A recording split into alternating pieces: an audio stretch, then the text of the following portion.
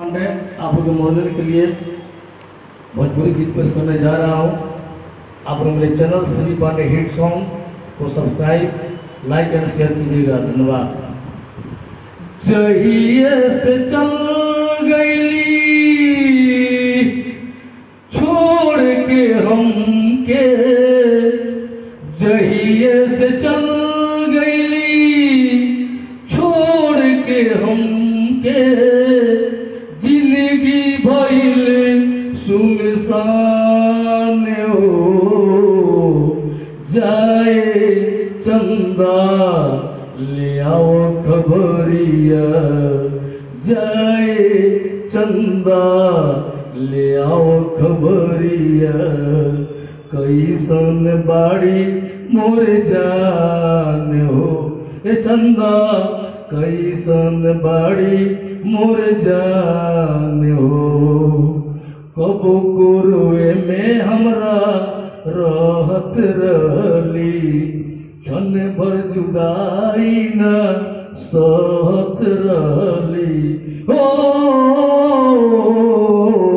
कबो कुरुए में हमरा रहत रहली, क्षण भर जुदाई न सहत रहली।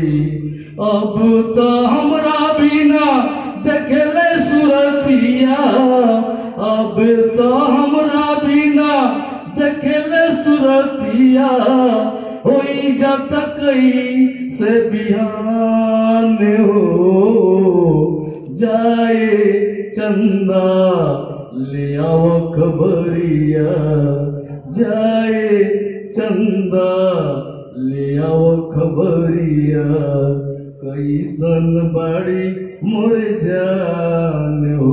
ए चंदा कैसन बाड़ी मोर जान हो।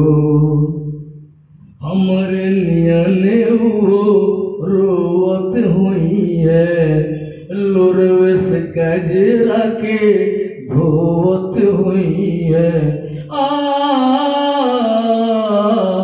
हमरे नियने हो रोवत हुई है, लोरवे से कजरा के धोवत हुई है।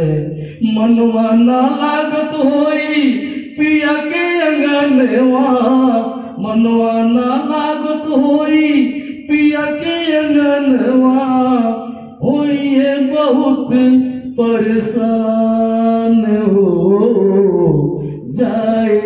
चंदा ले आओ खबरिया, जाए चंदा ले आओ खबरिया, कैसन बाड़ी मोर जान हो। ए चंदा कैसन बाड़ी मोर जान हो।